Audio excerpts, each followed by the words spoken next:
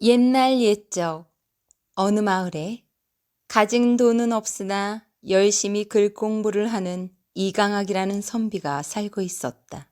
속된 말로 똥구멍이 찢어질 정도로 가난한 선비였다.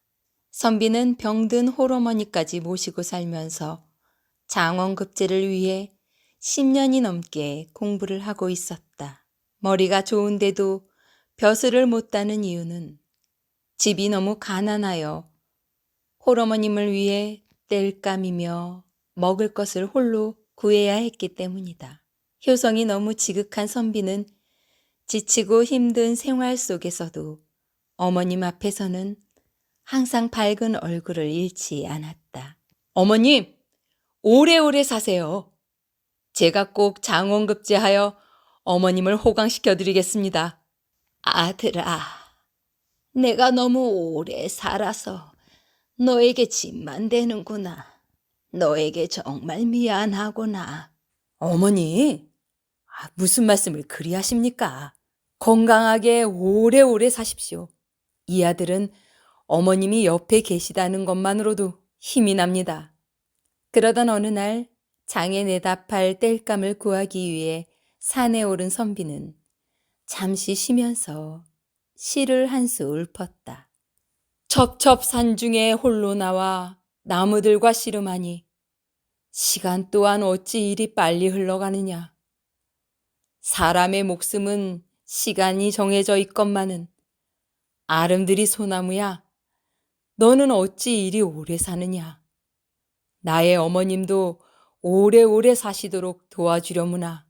때마침 그 길을 지나가던 노승이 선비의 시를 듣고 선비에게 말했다. 이보시오. 듣자 하니 정말 효심이 깊은 선비 같은데 왜 이곳에서 홀로 시를 읊고 계시오? 네, 스님. 저는 병든 홀어머님을 모시고 장원급제를 위해 열심히 공부를 하고 있습니다.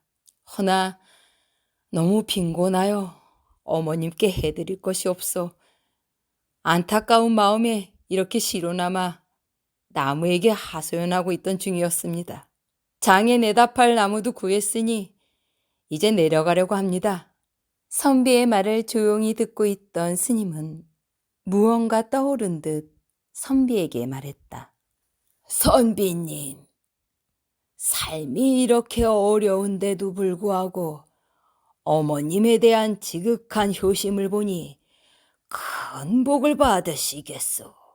내가 관상을 좀 볼 줄 아는데 앞으로 큰 인물이 되실 상이구려. 이 노승이 알려드리는 대로 하시면 아주 좋은 일이 있을 겁니다. 대신 나중에 재상의 자리에 오르시게 되면 이 노승을 위해 이곳에 가난한 선비들이 공부할 수 있는 작은 사찰 하나 주십시오. 아이고 스님, 말씀만 들어도 고맙습니다. 아랫마을에 가시면 딸부자 최진사 댁이 있습니다. 그곳에 딸이 셋인데 막내딸이 홍기가 지났는데도 시집을 못 가고 있답니다. 성격이 워낙 이상하고 얼굴이 또 추녀여서 맞선을 본 선비들이 모두 도망을 간다고 합니다. 선비님이 그곳에 나무를 발러 가서 물을 한 잔 달라고 하십시오. 그러면 막내 따님을 볼 수 있을 겁니다. 그때 너무 놀라지 마시고 제가 알려드리는 이 시를 읊으십시오. 그러면 분명 최진사 댁 막내 따님과 혼인을 하실 수 있을 겁니다. 그렇지만 모두가 도망갈 정도로 성격이 이상하다면 자세한 내용은 곧 알게 될 터이니 제가 시키는 대로 하십시오. 시는 이렇습니다. 피지 못할 꽃이여 무엇이 그리 쑥스러워 진흙 속에 숨어 있느냐. 내가 봉우리 맺혀 피어오르는 날 세상이 밝아지리라. 선비는 반신반의하는 마음으로 땔감을 치고 최진사 댁으로 향했다. 계시오? 리시오? 땔감을 파는 사람이요? 행색이 선비님 같으신데 들어오시오. 마침 땔감이 필요했는데 저쪽에 두시오. 그때 마당에 나와 있는 한 여인이 있었다. 쳐다보지 마시오. 막내 따님이신데 누가 쳐다보는 걸 너무 싫어하신다오. 아휴, 너무 추녀시라 선비님도 보시면 놀라실 거요. 아, 그렇구려. 물 한 잔 마실 수 있겠소? 잠시만 기다리세요. 종이 물을 가지러 간 사이에 선비는 노승이 알려준 시를 읊었다. 피지 못할 꽃이요. 무엇이 그리 쑥스러워 진흙 속에 숨어 있느냐. 내가 봉우리 맺혀 피어오르는 날 세상이 밝아지리라. 선비가 시 읊기를 끝마치자 막내딸이 말을 걸어왔다. 선비님, 너무도 아름다운 시입니다. 혹시 결례가 안 된다면 같이 말씀을 나누어도 될까요? 네, 그러시죠. 최진사 막내딸은 얼굴에 큰 점이 있었다. 하지만 그것 빼고는 말투며 몸가짐이 여느 여인네들보다 참하였다. 선비는 홍기가 지난 최진사 딸에게 측은한 생각이 들었다. 선비는 진심으로 최진사 딸에게 말했다. 낭자, 내 비록 가진 것은 없으나 열심히 살면 병드신 홀 어머님과 낭자는 먹여 살릴 수 있소. 갑작스럽겠지만 나와 혼인해 주겠소? 최진사 셋째 딸은 선비를 바라보며 말하였다. 제 얼굴이 이리 흉한데도 진정 괜찮으시겠습니까? 사람이 어찌 겉모습만 보고 산단 말이오. 낭자를 보니 말투며 몸가짐이 너무 곱소이다. 아니, 진심이시옵니까? 그렇소. 실은 산에서 스님의 말씀을 듣고 낭자를 뵈러 왔지만 소문으로 듣던 낭자의 이상한 성격과 추녀라는 말은 모두 거짓인 것 같소. 낭자를 보고 첫눈에 반했소. 내 비록 가진 것은 없으나 열심히 살겠소. 선비님, 잠시만 기다리시옵소서. 아버님께 말씀을 드리고 오겠습니다. 한참의 시간이 흘러 최진사가 나왔다. 자네 이름이 무엇인가? 네, 진사어른. 저는 가마골에 사는 이강학이라 하옵니다. 내 딸의 얼굴이 저런데도 정말 혼인을 하겠다는 건가? 네, 진사어른. 부족한 게 많은 저이지만 따님을 맡겨주신다면 서로 아끼고 사랑하며 살겠습니다. 지금은 병든 어머님과 빈곤하게 살고 있지만 제가 더 열심히 하여 따님을 행복하게 해드리겠습니다. 어허, 이리 어진 사람을 봤나? 좋네. 허락하겠네. 대신 어머님을 모시고 내 집으로 들어와 살게나.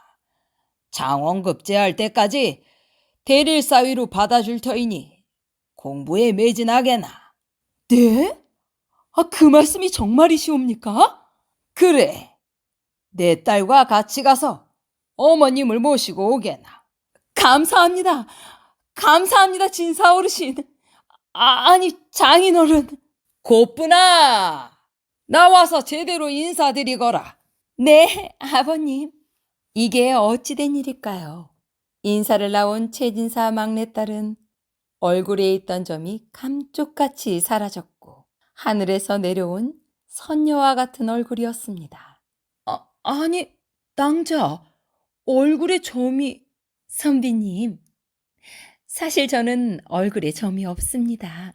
저는 어릴 적부터 착하고 효성 깊은 분을 만나 혼인하는 것이 꿈이었습니다. 그리하여 지금까지 일부러 기이한 행동과 제 얼굴에 먹칠을 하여 점이 있는 것처럼 추하게 보인 것입니다. 그런데 이런 저희 모습도 아껴주실 분이라면 분명 좋은 분일 거라고 생각했습니다. 그러던 중 기다리고 기다리던 중 선비님 같은 분을 만나게 되었습니다. 제가 선비님과 어머님을 성심껏 보필하겠습니다. 그러니 이제 아무 걱정하지 마시고 공부에 정진하시어 꿈을 이루소서. 선비는 흐르는 눈물을 멈출 수 없었다. 낭자, 고맙소. 내 열심히 해서 꼭 행복하게 해주리다. 그 후 고쁜 낭자의 내조로 이선비는 장원에 급제하고 승승장구하여 재상의 자리까지 올랐으며 평생을 청렴한 관리로 지내며 청백리까지 받게 되었습니다.